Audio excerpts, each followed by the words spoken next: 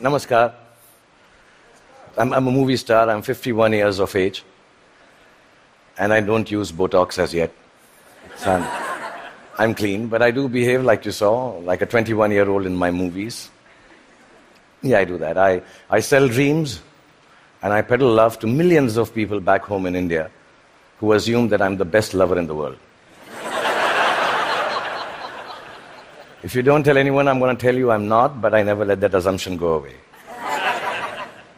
I've also been made to understand there are lots of you here who haven't seen my work, and I feel really sad for you.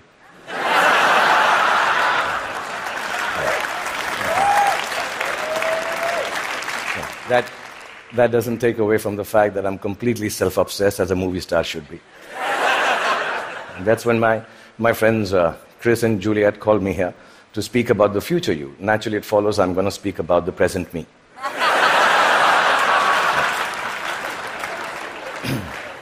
Because I truly believe that humanity is a lot like me. It is. It's an aging movie star, grappling with all the newness around itself, wondering whether it got it right in the first place, and still trying to find a way to keep on shining regardless. I was born in a refugee colony in the capital city of India, New Delhi. And my father was a freedom fighter. My mother was, just a fighter like mothers are. And much like the original Homo sapiens, we struggled to survive. When I was in my early 20s, I lost both my parents, which I must admit seems a bit careless of me now.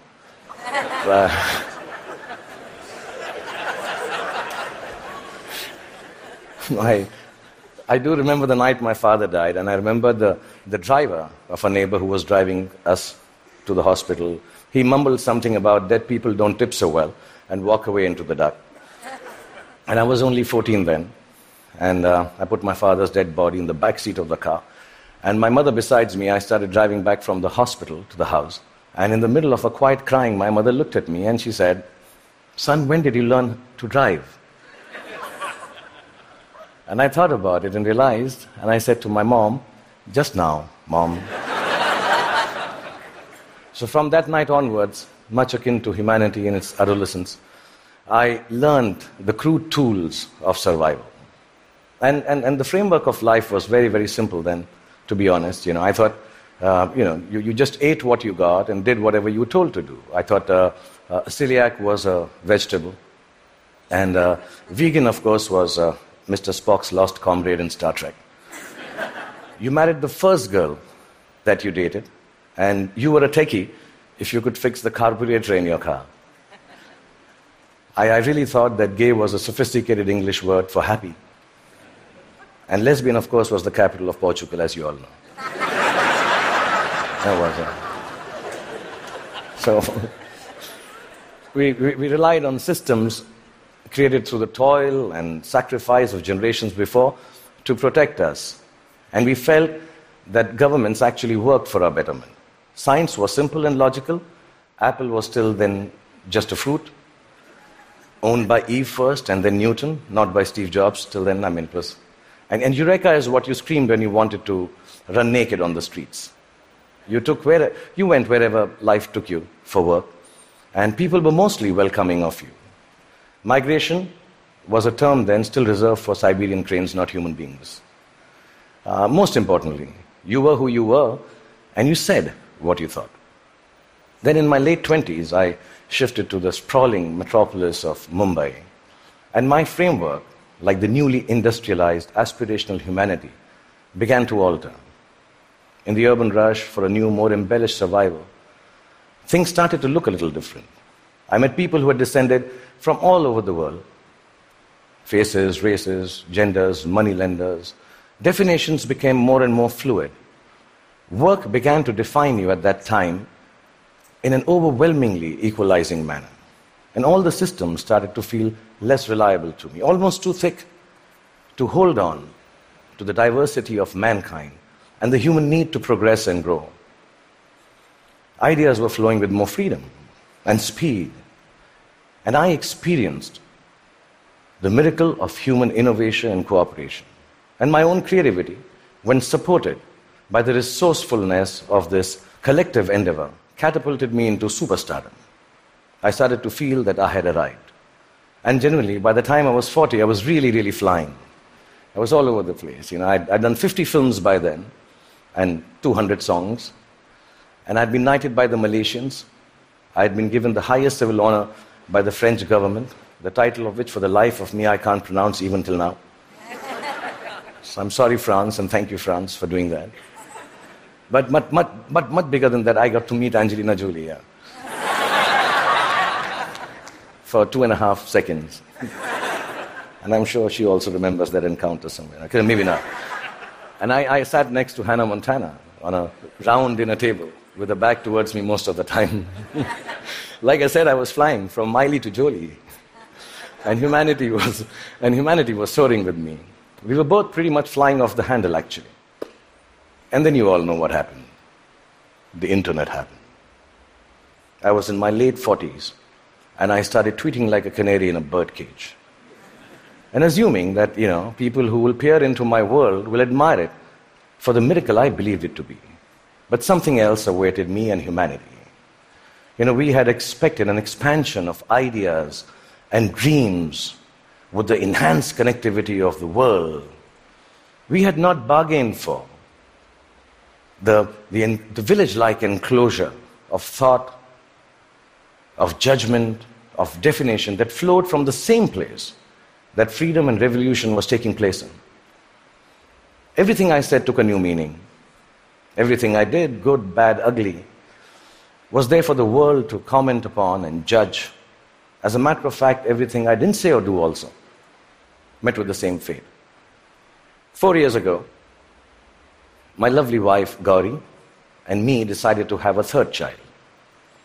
It was claimed on the net that he was the love child of a first child who was 15 years old.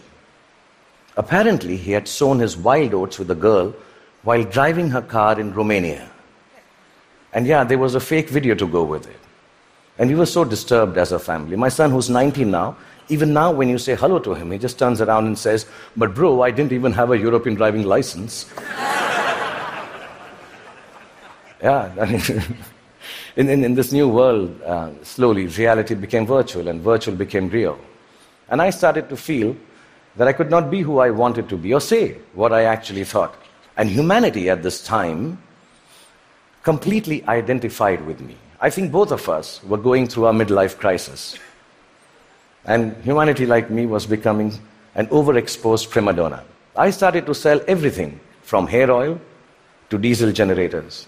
Humanity was buying everything from crude oil to nuclear reactors. I even tried to get into a skin-tight superhero suit to reinvent myself. I must admit, I failed miserably.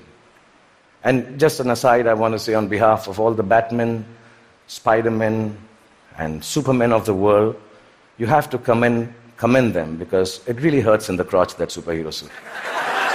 Yeah, I'm being honest, I need to tell you this, yeah. Really. And accidentally, I happened to even invent a new dance form, which I didn't realize, and it became a rage. So if it's all right, and you've seen a bit of me, so I'm quite shameless, I'll show you. It was called the lungi dance.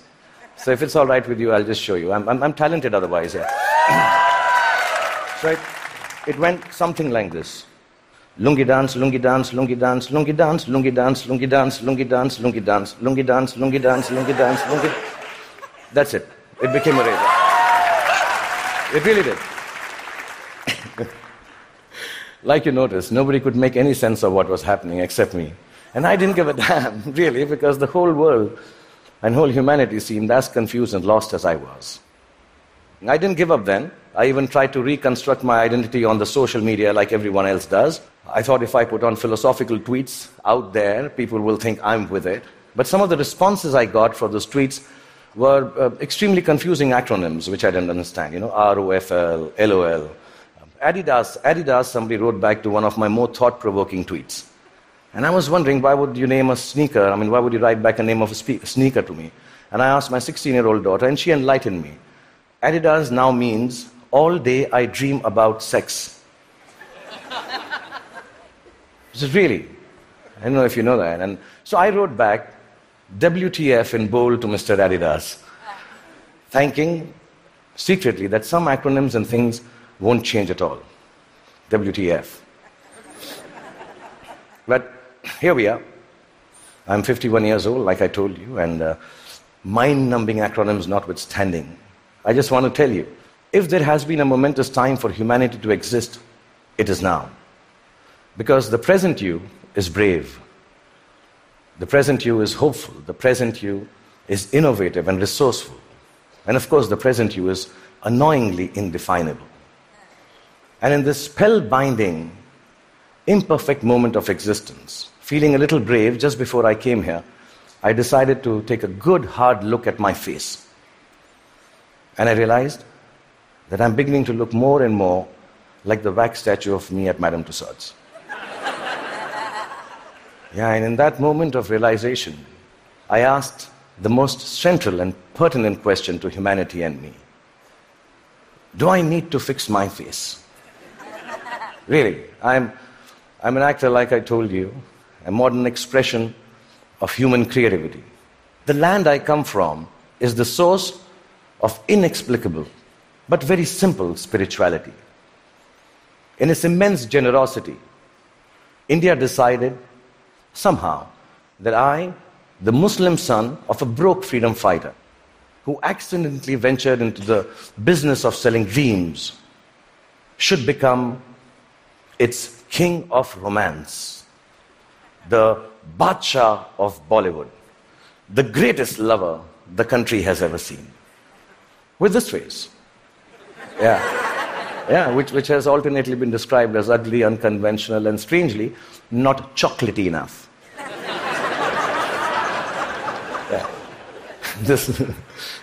The people of this ancient land embraced me in their limitless love.